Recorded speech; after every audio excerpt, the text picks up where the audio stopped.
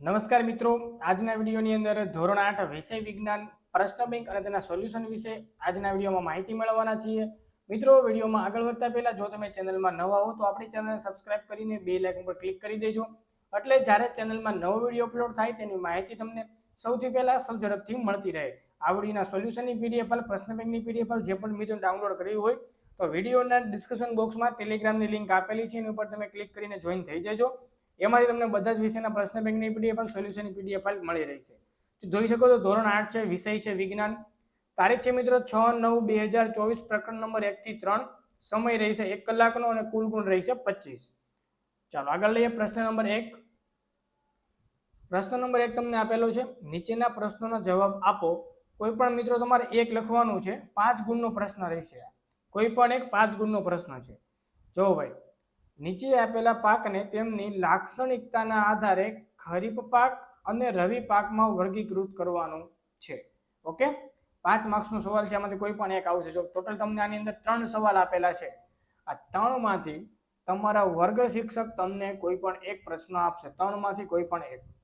Okay, હવે જો ખરીફ પાક એટલે શું થાય તો કે ચોમાસામાં લેવાય એને ખરીફ પાક કહેવામાં આવે છે. અને રવિ પાક એટલે શું થાય, શિયાળામાં લેવાય એને રવિ પાક કહેવાય. અને તમારે કોમેન્ટ કરવાની છે કે ઉનાળામાં લેવામાં આવતા પાકને કયો પાક કહેવામાં આવે છે. જેને પણ ખબર હોય તમે કોમેન્ટમાં જવાબ આપજો. બરાબર, ઉનાળામાં જે પાક લેવાય એને કયો પાક કહેવામાં આવે છે. તો જુઓ, પહેલો તો આ પાકનો સમયગાળો વર્ષા ઋતુ છે. તો વર્ષા ઋતુમાં ચોમાસું તો કયું આવશે, ખરીફ પાક. તો આપણે આની સામે ખ લખી નાખીએ. બરાબર.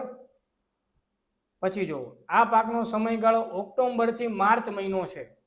તો ઓક્ટોબર થી માર્ચ એટલે કયો, શિયાળાની હોય. બરાબર, તો આમાં રવિ પાક આવશે, એટલે આમાં ર લખી નાખશું આપણે. પછી મગફળી અને કપાસ. મગફળી અને કપાસ ક્યારે હોય ભાઈ, તેમાં આવશે મગફળી, આપણે એટલે ખ આવશે. પછી આ પ્રકારના પાકને વધારે પાણીની જરૂર પડે છે તો શું આવશે, રવિ પાક આવશે. રાઈ અને અળસી. બરાબર, તો એમાં આવશે. ક્લિયર? તો તમારું પહેલું વર્ગીકરણ થઈ ગયું. ચાલો આગળ લઈએ બીજું. નીચે આપેલા સૂક્ષ્મજીવોને લીલ, પ્રજીવ અને ફૂગમાં વર્ગીકરણ કરો. તો લીલ છે, પ્રજીવ છે અને ફૂગ છે. તો અમીબા છે ને એ અમીબા અને પેરામિશિયમ છે ને એ પ્રજીવ છે. શું આવશે, અમીબા અને પેરામિશિયમ. અમીબા અને પેરામિશિયમ. પેનિસિલિન છે એ શું છે, ફૂગ. અને બ્રેડ મોલ્ડ છે એ પણ ફૂગ છે. બ્રેડ મોલ્ડ અને પેનિસિલિયમ. અને ખાલી સ્પાઇરોગાયરા છે, લીલ આવશે. તો આમાં આવશે. ક્લિયર થઈ ગયા? 5 માર્ક્સનો પ્રશ્ન. ચાલો આગળ છે, નીચે આપેલા સંસાધનોને ગુણધર્મોને આધારે કોક, કોલ ગેસ અને કોલટારમાં વર્ગીકરણ કરો. આનું સોલ્યુશન તમને આપણા ટેલિગ્રામમાં મળશે ભાઈ.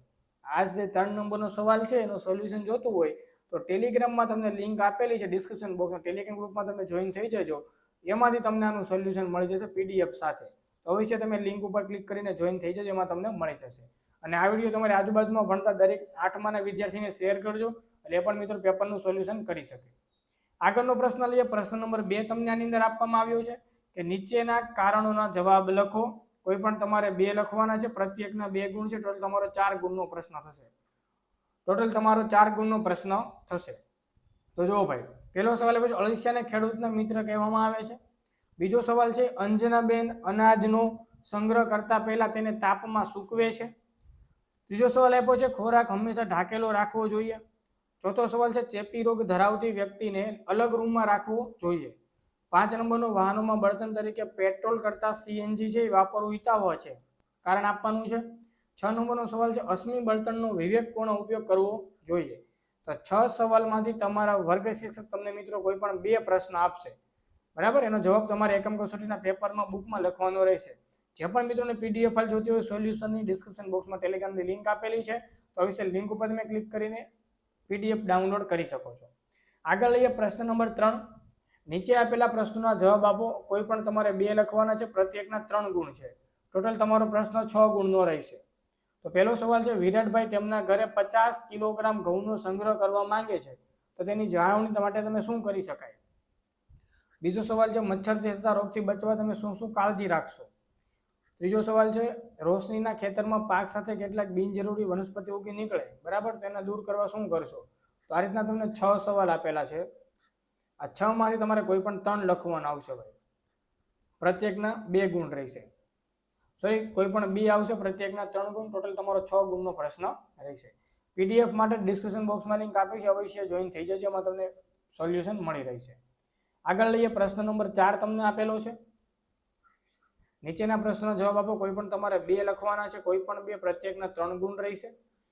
ઓકે, ચલો કુદરતી ખાતર ના ફાયદા સમજાવો, ફુવારા પદ્ધતિ સમજાવો, સૂક્ષ્મ જીવોનો ઔષધીય ઉપયોગ સમજાવો, નાઇટ્રોજન ચક્ર સમજાવો, દૂધને સૂક્ષ્મ જીવો રહિત કરવાથી પેસ્ચ્યુરાઇઝેશન પદ્ધતિ સમજાવો, પુનઃપ્રાપ્ય અને પુનઃપ્રાપ્ય કુદરતી સંસાધનો સમજાવો. આમાંથી પણ કેટલા આવશે? કોઈ પણ 2 આવશે. પછી નીચે આપ્યું છે એમાં તમારે કોઈ પણ 1 લખવાનો છે, કોઈ પણ 1 આવશે. 2 ગુણનો પ્રશ્ન. તો કે વાહન ચલાવતી વખતે પેટ્રોલ અને ડીઝલથી બચત કરવા તમે શું કરશો? જમીનની ફળદ્રુપતા જાળવવા તમે શું કરશો? પછી આધુનિક સિંચાઈ પદ્ધતિ પર્યાવરણને બચાવવા કેવી મદદરૂપ બને છે? ઓકે, 1 પ્રશ્ન આમાંથી આવશે. અને છેલ્લો પ્રશ્ન તમને આપેલો છે વૈજ્ઞાનિક કારણો. એમાંથી પણ તમારે કોઈ પણ 1 પ્રશ્ન આવશે.